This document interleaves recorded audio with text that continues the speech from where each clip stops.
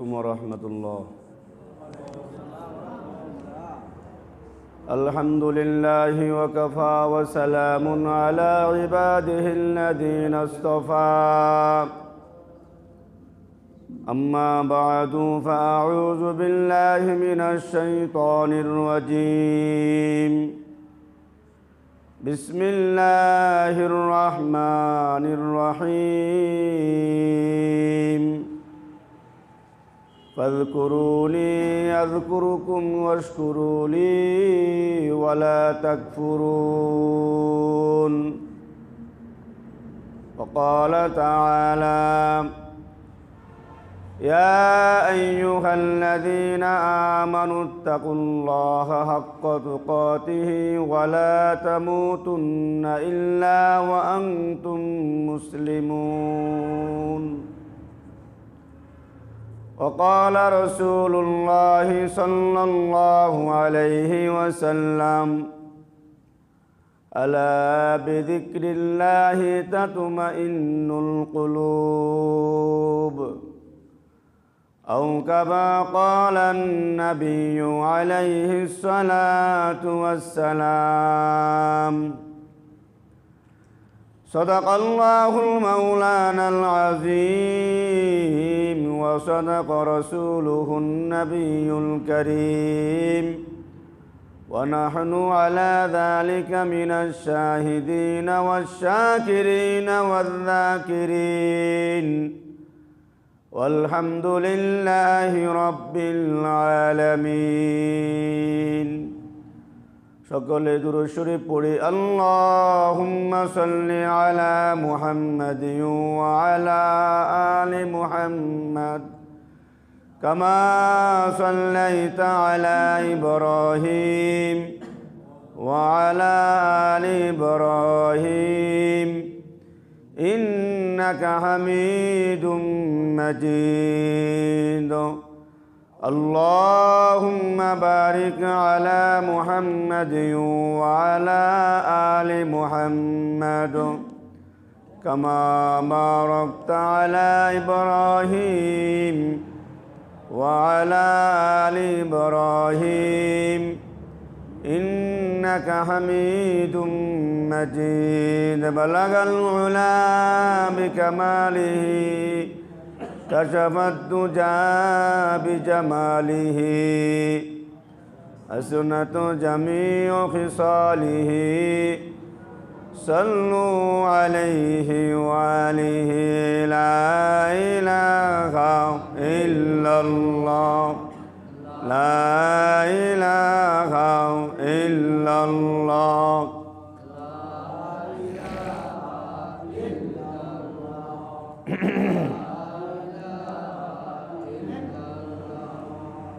لا إله إلا الله، لا إله إلا الله، لا إله إلا الله، لا إله إلا الله، لا إله إلا الله، لا إله إلا الله، لا إله إلا الله، لا إله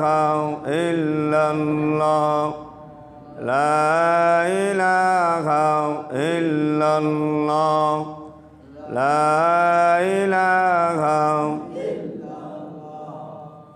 لا إله إلا الله، لا إله إلا الله، لا إله إلا الله، لا إله إلا الله، لا إله لا إله إلا الله، لا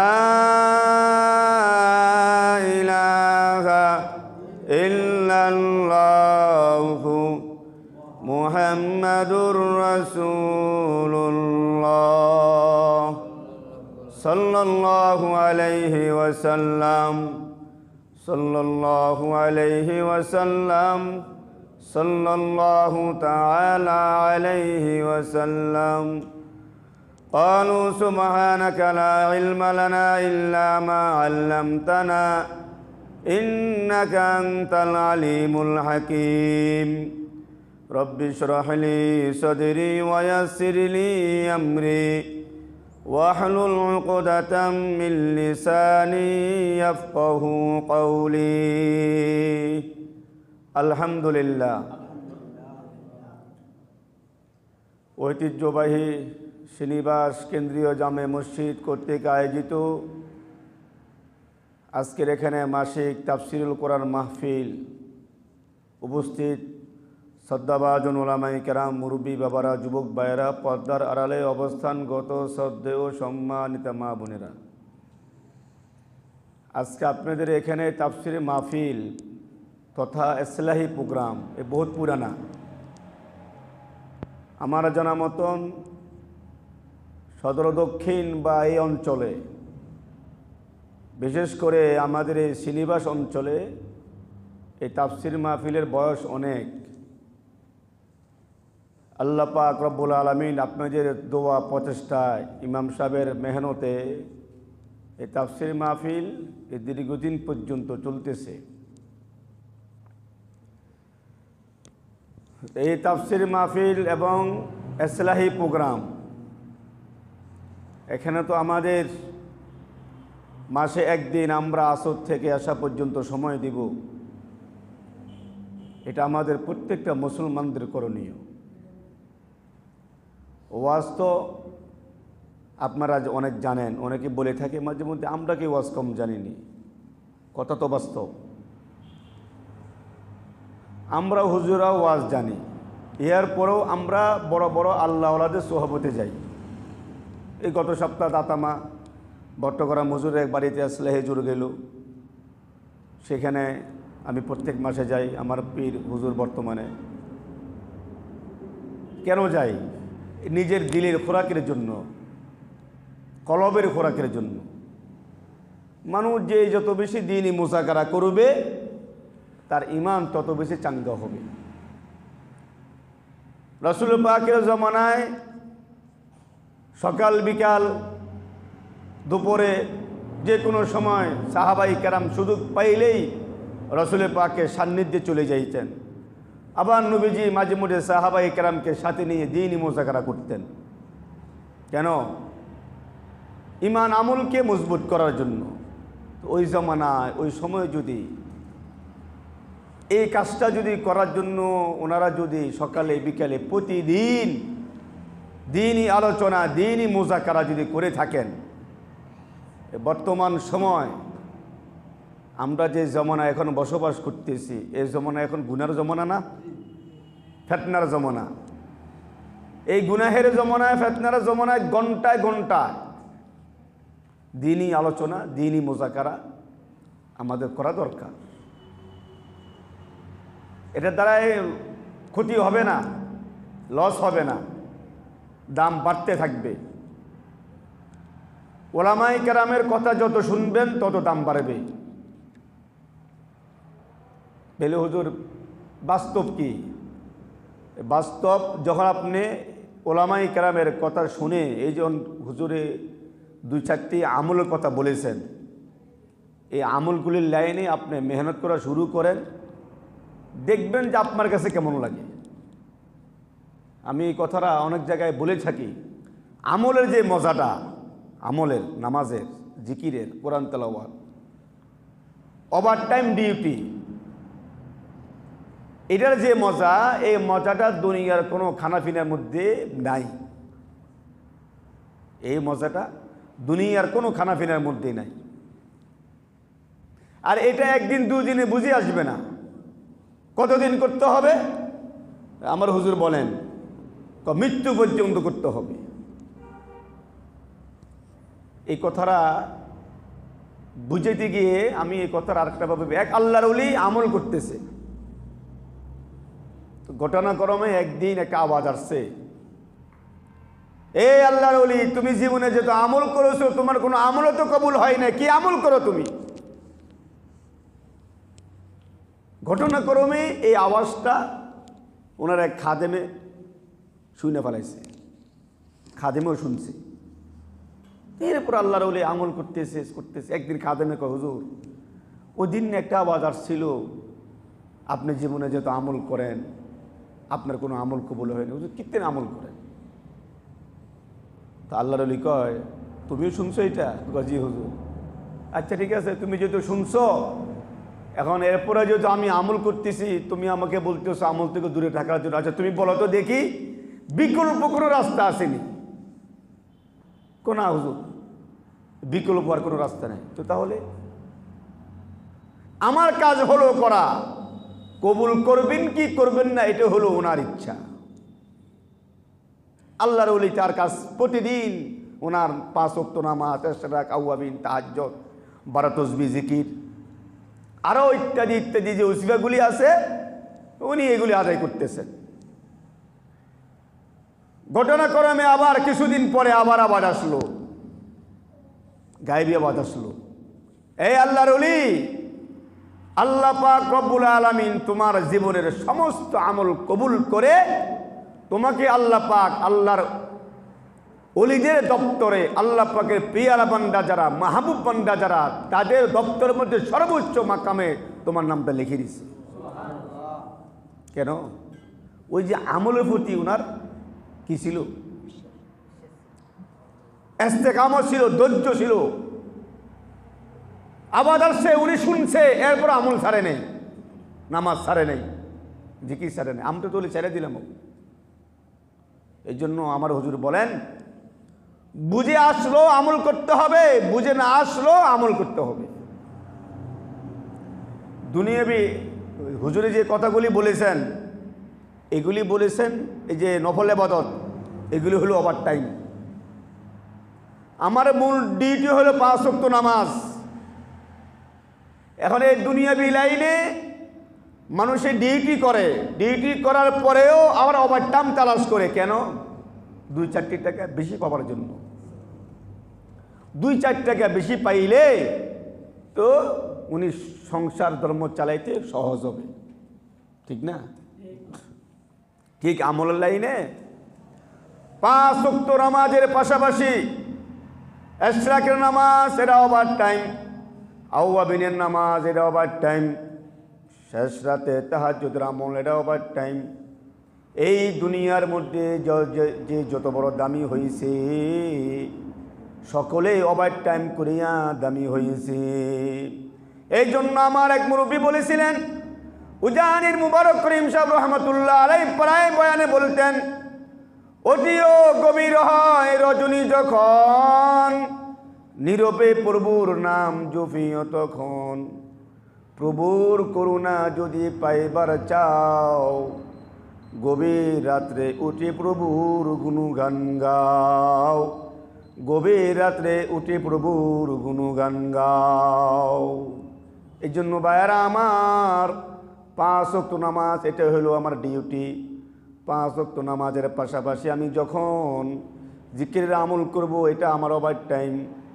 এটার দ্বারাই শুধু আখিরাত দামি হবে না, দুনিয়া তো দামি হবে, পরকালও দামি হবে। আল্লামা আশরাফ আলী রহমতুল্লাহ আলাইহি ডিউটির পাশাপাশি কত ওভার টাইমের আমল করেছে। উনি মারা গেছেন আজকে প্রায় 6-7 বছর হয়ে গেল। এখনো পর্যন্ত অনেক ওলামায়ে কেরাম যখন এই রাস্তা দিয়ে সফর করে পলডার পার ইসলামপুরে চলে যায় মাকবারা জিয়ারত করে, গত কয়েকদিন আগেও আমি নেটে দেখেছিলাম কিছু হুজুর ওলামায়ে কেরাম রাত্রে গভীরে ওনারা মাকবারা জিয়ারত গেলেন। কেন গেলেন? আমি তো এই কথাগুলি এইভাবে বুঝাই, ওনারা তো এমপি ছিল না, মন্ত্রী ছিল না, চেয়ারম্যান ছিল না, মেম্বার ছিল না, বাকি ওনারা আল্লাহর সাথে সম্পর্ক ছিল যে জন্য, সেই জন্যে যোগে যোগে তাদেরকে মানুষ স্মরণ করবে। বাইজিদ মুস্তাবি রহমতুল্লাহ আলাইহি, এই যে শাহপুরান রহমতুল্লাহ আলাইহি, এই যে আমাদের পাশে উজানির কারি ইব্রাহিম সাহেব রহমতুল্লাহ আলাইহি 1901 সনে উজানির জমিনের জঙ্গলের মধ্যে খানকা মাদ্রাসা মসজিদ প্রতিষ্ঠা করলেন। স্বাধীনতার আগে ব্রিটিশ আমলে উনি দুনিয়া থেকে চলে গেলেন। ওনার মৃত্যুর বয়স হয়ে গেছে 70 থেকে 80 বছর। এখনও পর্যন্ত বছরে 2টা টাইম মানুষ ওই জমিনের মধ্যে বিচরণ করে। দিলের খোরাকের জন্য, রোহের খোরাকের জন্য হাজারো ব্যস্ততার মধ্যে মানুষ চলে যায়। কেন যায়? ওই লোকগুলির সাথে সম্পর্ক ছিল আল্লাহ পাকের সাথে। এই জন্য বাবারা, ওলি হওয়ার জন্য মুফতি হওয়া লাগবে না। ওলি হওয়ার জন্য ওই যে কাঠুরিয়া রহমতুল্লাহ আলাই, এই ঘটনা কি? কাঠুরিয়ার কি ঘটনা? ওই যে কামারিয়া একটা লোক ছিল, লোহার কাজ করত, জামানার বড় একজন ওলি ছিল। কাঠুরিয়া জামানার একজন বড় ওলি ছিল। বিশর হাফি রহমতুল্লাহ আলাই শুধুমাত্র আল্লাহ পাকের একটা কোরআনের একটা আয়াত, কোরআনের আয়াতকে এমন সম্মান করেছে, এমন ইজ্জত করেছে। এই কোরআনের আয়াতের বরকতে বিশর হাফি রহমতুল্লাহ আলাইকে আল্লাহ পাক জমানার ওলি বানায়া দিল। অথচ বিশর হাফি সেই ছিল মধুতি, মদ খাইতো। কিন্তু একদিন পথের মধ্যে যাওয়ার মধ্যে যখন একটা বিসমিল্লাহির রহমানির রহিম রাস্তার মধ্যে পড়ে আছে, সে তো পড়তে পারে না, আরবি লেখা বুঝতে পারছে। এটাকে হাতে নিয়ে পরিষ্কার করলেন, মুছলেন, আতর লাগাইলেন, বাড়ির মধ্যে আসলেন। বাড়ির ঘরের মধ্যে উঁচু জায়গার মধ্যে রাইখা মদের আড্ডাখানা চলে গেলেন। তার এই আমলটা আল্লাহ পাকের কাছে অনেক পছন্দ হয়ে গেল। অনেক পছন্দ হওয়ার পরে ওই জমানার অনেক বড় একজন বুজুর্গ ছিল, জুনায়েদ বাগদাদী রহমতুল্লাহ আলাইহি। জুনায়েদ বাগদাদী রহমতুল্লাহ আলাইহির কাছে আওয়াজ আসছে, এ জুনায়েদ যা, আমার বিশর হাফিকে সুসংবাদ দে এবং আমার বিশর হাফিকে মদের আড্ডাখানা থেকে বাঁচা। জুনায়েদ বাগদাদী রহমতুল্লাহ আলাইহি এই আওয়াজ শুনিয়ে তাড়াতাড়ি করে চলে গেলেন। লম্বা ঘটনা সংক্ষেপ। দেখতেছেন বিশর হাফিকে খুঁজতে পাইতেছেন না। মানুষ যারা ওনাকে দেখে সবাই তো শরমে লুকাইতেছে, এইদিকে সেই দিকে করতেছে। উনি বলতেছেন, না ভাইরা, আমি এখানে আসি নাই, আমাকে পাঠানো হয়েছে, আমাকে একজন লোকের সন্ধান দাও, বিশর হাফিকে। তো এক লোক বলতেছে, হুজুর এই বিশর হাফি ওই যে ওখানে মদের আড্ডাখানা, উনি মদ খেয়ে মাতাল হয়ে পড়ে আছে। জুনায়েদ বাগদাদী যায় দেখে বিশর হাফি মদ খেয়ে মাতাল হয়ে মুখে দিয়ে লালা পড়তেছে, বেহুশ হয়ে পড়ে আছে। জুনায়েদ বাগদাদী রহমতুল্লাহ আলাইহি নিজে রুমাল দিয়া বিশর হাফির লালা পরিষ্কার করে, হাত পা পরিষ্কার করে। বিশর হাফির কোনো খবর নাই। হঠাৎ করে কিছুক্ষণ পরে বিশর হাফির হুঁশ আসলো। হুঁশ আসার পরে বিশর হাফি জুনায়েদ বাগদাদী রহমতুল্লাহ আলাইহিকে দেখে আশ্চর্য হয়ে গেল, শর্মিন্দা হয়ে গেল। তাড়াতাড়ি উঠে বসে গেলেন, হুজুরের কাছে ক্ষমা চাইতেছেন। হুজুর আপনি এখানে কেন আসলেন? আমার ভুল হয়ে গেছে, আমাকে মাফ করে দেন। জুনায়েদ বাগদাদী রহমতুল্লাহ আলাইহি বলে, বিশর আমি এখানে আসি নাই, আমাকে পাঠানো হয়েছে। বল বল তুমি আজকে কি আমল করেছো? তো এই বিশর হাফি বলে, না হুজুর তেমন কোনো আমল তো নাই, আমি তো মওদুদি, আমি তো মদ খাই হুজুর। আজকে বাকি একটা ঘটনা হয়ে গেছে। যাই হোক, এই কথা কেন বুঝাইলাম? একটা আমলের বিনিময় আল্লাহ পাক তার মাকাম কোথায় নিছে। এই পরবর্তী বিশর হাফি রহমতুল্লাহ আলাইহি আর মদের আড্ডাখানা যাই নাই, আমলে আখলাককে পরিবর্তন হয়ে ওলি কামিল হয়ে দুনিয়া থেকে বিদায় নিলেন। এই জন্য ভাইয়েরা আমার, যারা আল্লাহ পাকের স্মরণে থাকে, আল্লাহ পাক তাদেরকে স্মরণে রাখেন। ফাযকুরুনি আযকুরুকুম ওয়াশকুরুলি ওয়ালা তাকফুরুন। ফাযকুরুনি আযকুরুকুম ওয়াশকুরুলি ওয়ালা তাকফুরুন। জিকির আজকারের কথা আল্লাহ পাক কোরআনের মধ্যে বলেছেন। আমাদের সমাজের মধ্যে কিছু লোক জিকির আজকার পছন্দ করে না, ফিরি মুরিদি পছন্দ করে না। না না না না না, তুমি পণ্ডিতি মারাইও না। পণ্ডিতি মারাইলে তুসলিমা নাসিন হয়ে যাইবা, কবি শামসুর রহমান হয়ে যাইবা। এই জন্য আমি সবসময় একটা কথা বলি, আমাকে আপনাকে কোরআনের জ্ঞানী হইতে হবে, শরীয়তের জ্ঞানী হইতে হবে। আল্লাহ পাকের দেওয়া যে মেধা, আল্লাহ পাকের যে জ্ঞান, ওই জ্ঞান থেকে ক্ষুদ্র একটু জ্ঞান আমাকে দিছে। এই জ্ঞান দিয়া তুমি পণ্ডিতি মারাইও না, মাতাব্বরি করিও না, যুক্তি দিয়া তর্ক করিও না কোরআন হাদিসের সাথে। আসো আসো, শোনো শোনো, আমার আল্লাহ পাক কে বলেছে, ফাজকুরুনি আযকুরুকুম ওয়াশকুরুলি ওয়ালা তাকফুরুন। যারা আমাকে ডাকবে আমি তাদেরকে ডাকবো, যারা আমাকে স্মরণ করবে আমি তাদেরকে স্মরণ করব। বান্দা স্মরণ করবে জমিনে, আমি স্মরণ করব আরশে আজিমে ফেরেশতাদের সামনে, আমি স্মরণ করব আরশে আজিমে ফেরেশতাদের সামনে। আল্লাহ পাক আমাকে আপনাকে দুনিয়াতে পাঠাবার আগে এই কোরআন নাজিল করলেন। কোরআন নাজিল করার পরে দিয়ে আল্লাহ পাক ওই কোরআনের মধ্যে বললেন, ইয়া আইয়ুহাল্লাযীনা আমানুত্তাকুল্লাহা ওয়া কুনু মা'আস সাদিকিন। আল্লাহওয়ালাদের সাথে সম্পর্ক করার জন্য আল্লাহ পাক নিজেই বলেছেন, সত্যবাদীদের সাথে সম্পর্ক করার জন্য আল্লাহ পাক নিজেই বলেছেন, সাদিকিন সালিহিন। আল্লাহ পাকের আরে বান্দা যারা, তাদের সাথে সম্পর্ক করার জন্য আল্লাহ পাক নিজেই বলেছেন।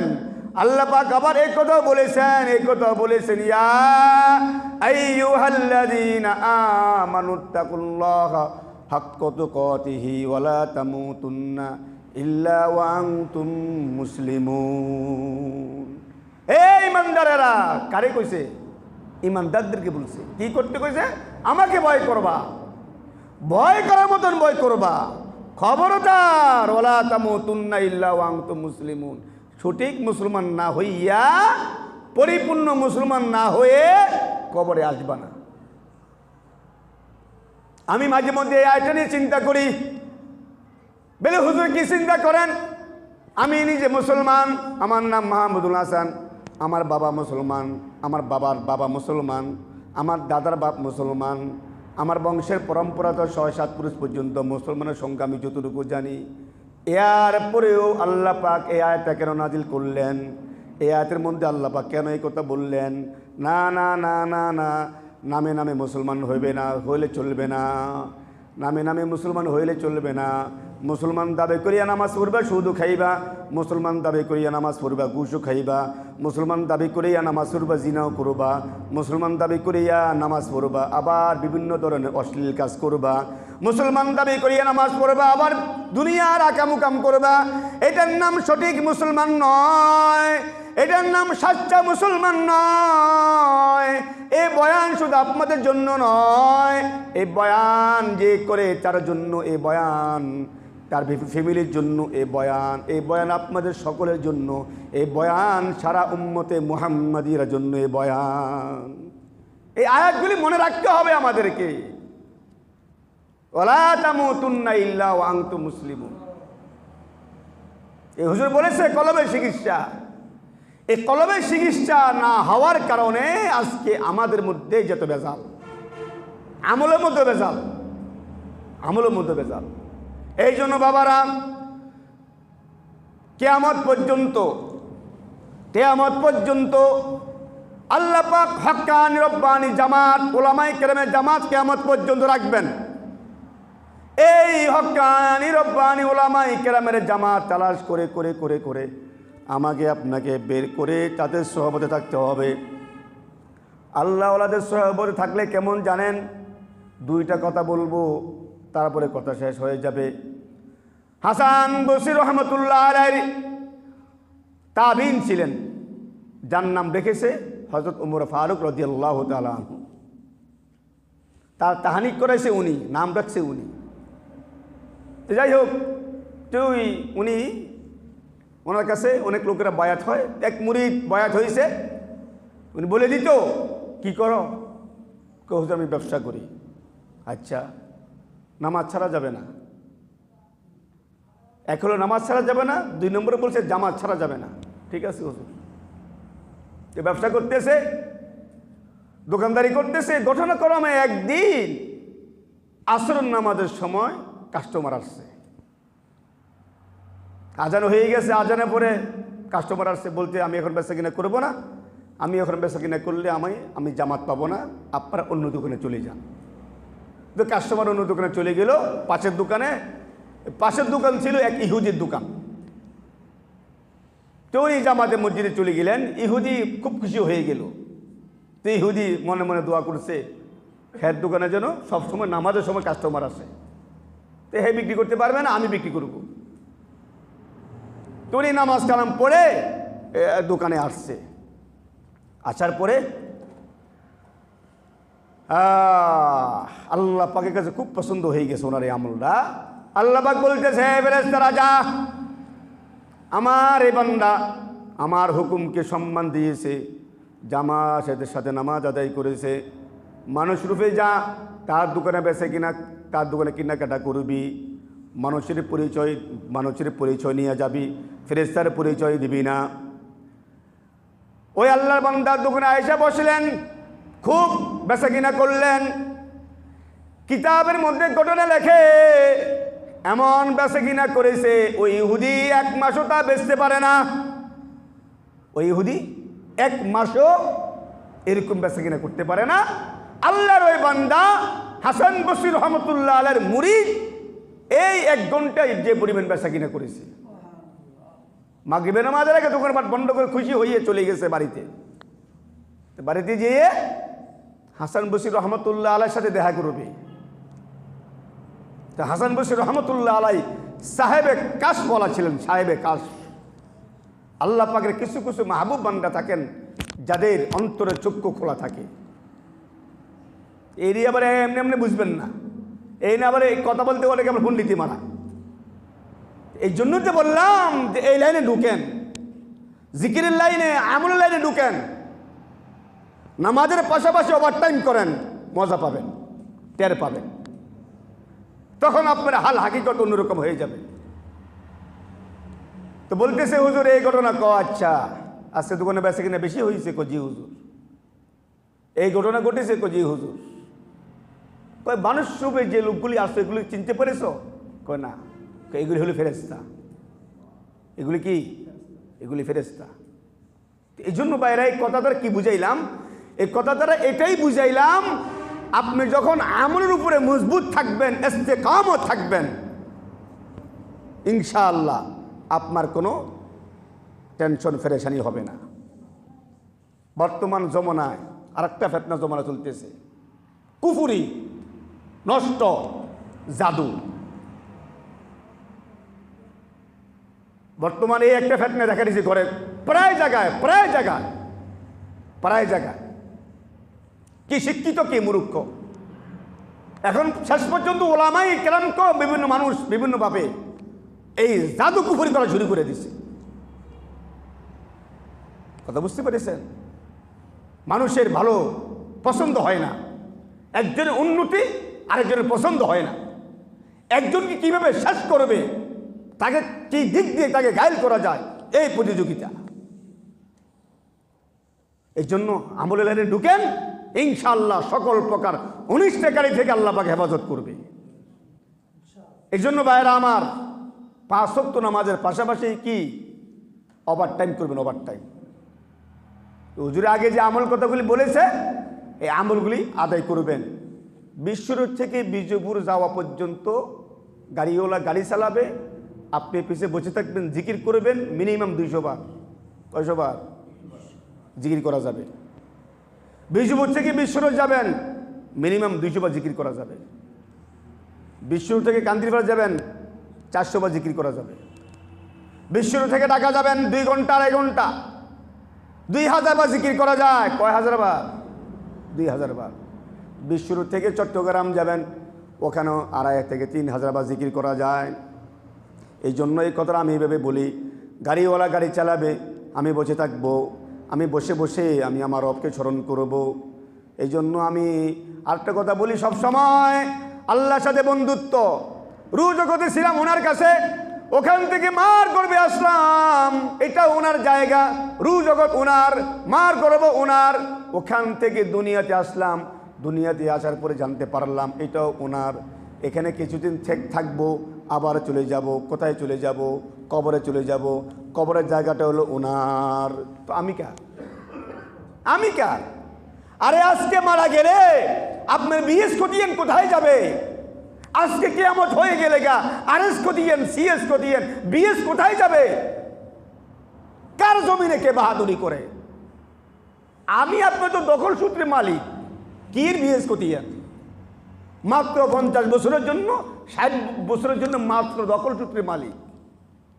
দুনিয়াবি পার্মানেন্টের জন্য বিএস খতিয়া, আরএস খতিয়া, সিএস খতিয়া, এরই কিছু না।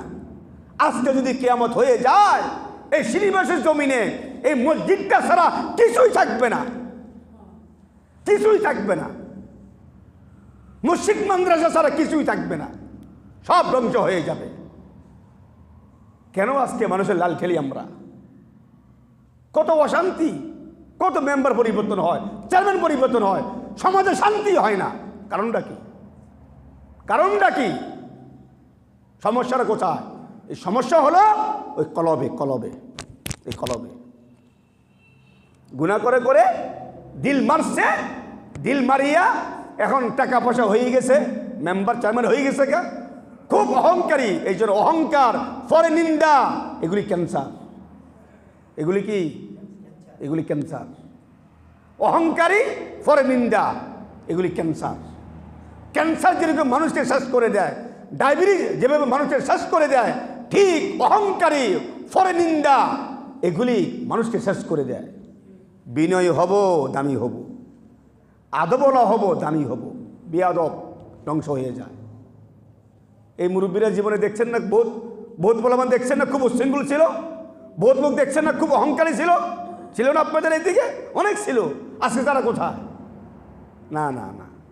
এই জন্য বাবারা, বিনয় অর্জন করব, দামি হব, আদবলা হব, দামি হব, অহংকারী হব না, তাকাব্বুরি হব না, পরে নিন্দা করব না, গীবত শিকায়েত করব না, গীবত শিকায়েত করব না। বাবা আসুন আসুন, আল্লাহ পাকের দিলে মধ্যে জায়গা দিয়া 5 ওয়াক্ত নামাজ জামাতের সাথে পড়ব।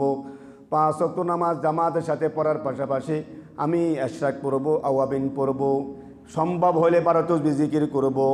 আল্লাহর কাছে কেউ যদি বয়াজিত হয়ে যান, ভালো কথা হয়ে গেলেন, হওয়ার পরে যে সবক দিছে এই সবক মিস করবেন না।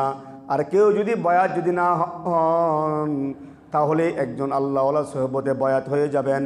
বয়াত হইয়া নিজে আমলের দিকে দাবিত হবেন, দাবিত হবেন, দাবিত হবেন।